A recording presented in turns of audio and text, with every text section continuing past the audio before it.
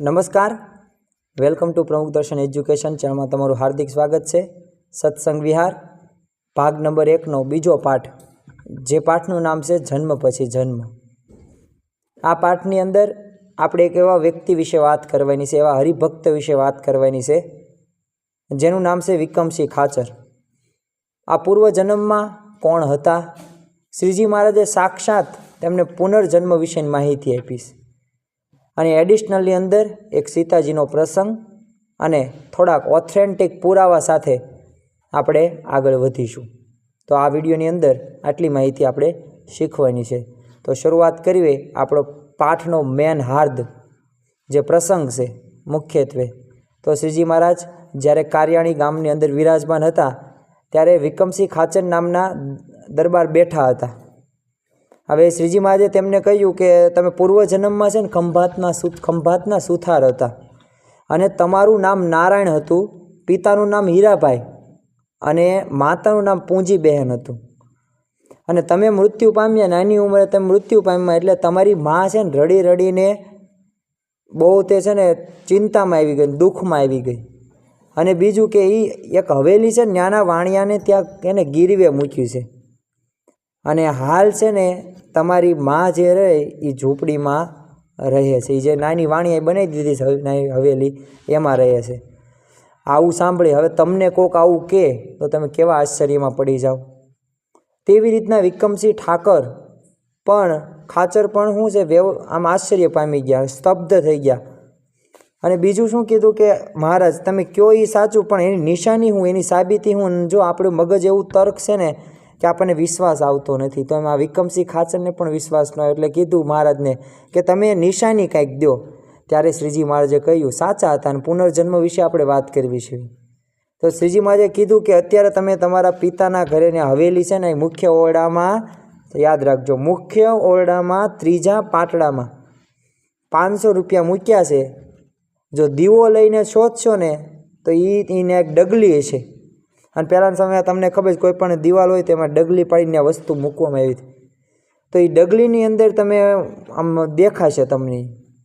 એટલે આટલું સાંભળ્યું ને ત્યાંથી તરત તે ખંભાત જવા નીકળ્યા, કારણ કે સાબિત તો કરવું ને, મહારાજે નિશાની આપી છે, નામ ઠામને બધા આધારે બધું ચલાવી લીધું, અને પોતાના પૂર્વજનને માતા પાસે પહોંચ્યા।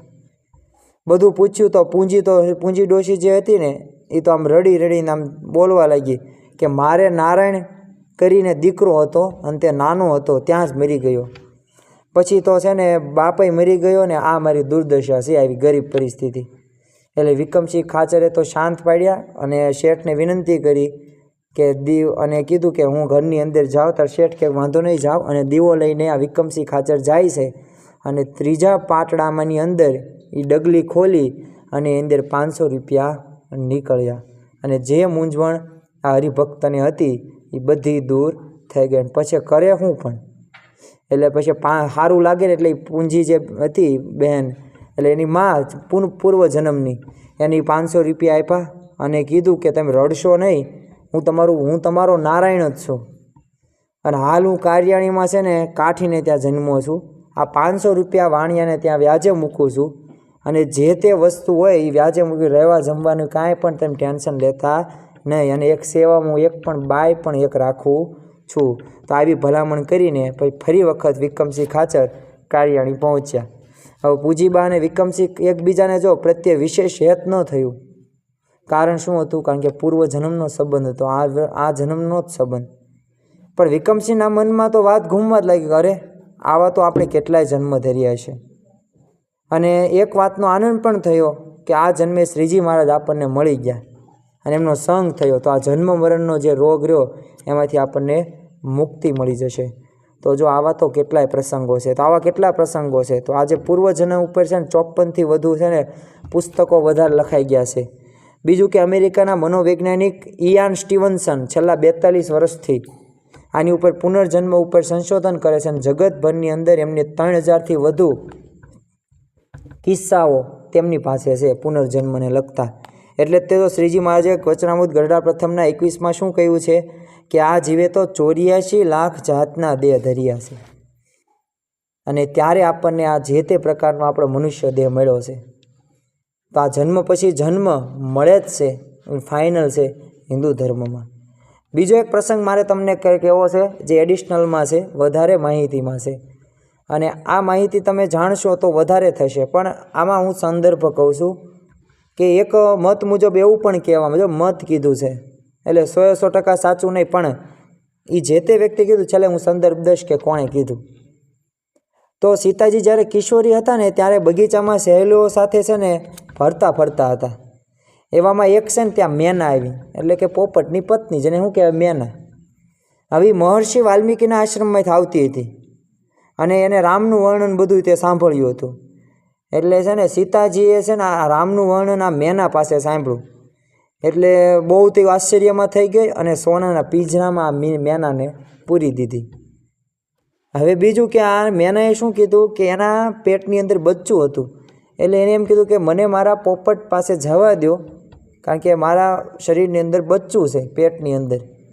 પણ તો પણ આને જવા દીધી નહીં. છેલ્લે અંતે માથું પસાડીને આ મેના મરી ગઈ.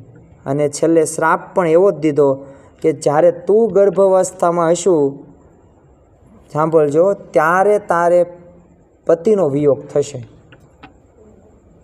થયું એવું જ તે થયું છે કંઈક. બીજું આગળ કે પોપટ બધા શોધતા આવે છે અને આ મરેલી એની મેનાને જોવે છે, એટલે દુઃખમાં એને પણ માથું પસાડીને એ પણ મરી ગયું. અને અંતે આપણે જોયું છે અને કહેવાય છે, અને એ જ પોપટ આવતા જન્મે ધોબીનો અવતાર લે છે. અને તમને ખબર છે કે સીતા અને રામ અલગ થયા તો એનું કારણ હતું આ એક ગ્રામ ચર્ચાની અંદર ધોબીએ આ કરેલી ચર્ચા. અને એ ચર્ચાને લીધે રામ સીતાજીથી અલગ થયા, એટલે વિયોગ થઈ ગયો ગર્ભાવસ્થા દરમિયાન. એટલે આ આપણે કહેવાય છે કે એ માંદો જે પોપટ હતો એના શ્રાપથી થયો. એટલે જો કુશ જે લવકુશ પેટમાં હતા ત્યારે જ તે આ બાબત આપણને જોવા મળે છે. અને પતિથી પણ દૂર રહેવું પડ્યું. આ હું નથી કહેતો, વેદ અમૃત મેગેઝિન ઓગસ્ટ 2006નો અહેવાલમાં આ જણાવે છે. બીજું, વૃંદાવનના લક્ષ્મીચંદ શેઠ પણ બીજા જન્મે કારિયાણીના નથુ પટેલ બન્યા હતા. યોગીજી મહારાજની બૌદ્ધ વાર્તા છે કે નારદજીના યોગે છે ને કીડો જે હતો એ રાજાનો કુંવર થયો. એ પ્રસંગ જાણીતો છે. અને આપણે અત્યારે સ્ટીવન્સનની વાત કરી કે 3000 કરતાં વધારે કિસ્સાઓ તેમની પાસે રૂબરૂ છે. છેલ્લે અંતમાં આપણે એક પ્રશ્નનો જવાબ મેળવીએ. પ્રશ્ન પહેલાં હું તમને પૂછું છું કે જો પુનર્જન્મ સાચો જ છે તો તેની સાબિતી કહો. પ્રશ્ન આપણને થવો પડે કે જો આ પુનર્જન્મ આપણને કહેશે કે બરાબર છે કે પુનર્જન્મ આપણને અલગ અલગ બાબતો જોવા મળે છે, કે તમે આટલા બધા કિસ્સાઓ કીધા, અલગ અલગ પ્રકારના રિસર્ચ થયા છે, તો એની સાબિતી શું? તો જો સાબિતીમાં જો ઘણા બધા દ્રષ્ટાંતો તો આપણને મળ્યા જ છે. આ એક પહેલી સાબિતી. બીજા નંબરની સાબિતી શું કે અમુક જો બાળકો નાનપણથી જ જે બહુ ખૂબ હોશિયાર હોય છે, એ ભણ્યા ગણ્યા વિના બધું અમુક જાણતા હોય છે, એને કોઈએ શીખ્યું ન હોય તોય તે દૂધ પીતા કેમ આવડ્યું? આવું કેમ? તેનો જવાબ છે પુનર્જન્મ. ત્રીજું છે કે નવજાત શિશુમાં જે લાગણીઓ હોય, એટલે કે સુખ, દુઃખ, પ્રેમ, કરુણા, રુદન, આ બધું ક્યાંથી આવ્યું? તો પુનર્જન્મથી આવ્યું. બીજો જવાબ આપણે કે સ્વપ્નની અંદર આપણે અમુક વાર વ્યક્તિઓને એવા સ્વપ્ન આવે છે કે ક્યારેય ગયો જ ન હોય, પણ આવું કેમ થાય છે? તેનો જવાબ છે પુનર્જન્મ. આવા 1-2 પ્રસંગો નહીં, આવા તો ઘણા બધા પ્રસંગો છે અને 100% સાબિત થાય છે કે પુનર્જન્મ છે તે. એટલે તે ધૃતરાષ્ટ્રનો પ્રસંગ પણ તમને યાદ છે. એ આપણે પાઠની અંદર જ આવશે આગળ જતા, પણ આપણે અભ્યાસ એનો પણ કરવાનો છે. તો અમુક બાબતો ધર્મની અંદર આપણી તર્ક ન ચાલે, કારણ કે માણસ તર્કથી વિજેતા થઈ શકે. એ ભગવાનને પણ ખોટો પાડી શકે છે પોતાની તર્કથી, પણ ભગવાનના વિષયની અંદર ફેથ જોવે, શ્રદ્ધા જોવે. અને શ્રદ્ધા રાખવા માટે જ તે આપણે એક નવી સિરીઝ આ લોન્ચ કરી છે, સત્સંગ વિહારના પાઠો, જેથી તમારા બાળકોની અંદર સંસ્કાર આવે અને તમારે પણ પ્રશ્નોના જવાબ અમુક મળી રહે. તો આપણી હિન્દુ ધર્મની મહાનતા છે આ. અન્ય ધર્મો આપણે જો બધા જ માનવી જ છીએ, સર્વ ધર્મ સંભાવ, પણ સાથે સાથે આપણા ધર્મનું જ્ઞાન આપણને હોવું જરૂરી છે. તો બસ આવા અવનવા વિડીયો સાથે, નવી માહિતી સાથે મળતા રહીશું. ત્યાં સુધી સૌ સબસ્ક્રાઈબર મિત્રોને જય સ્વામી નારાયણ.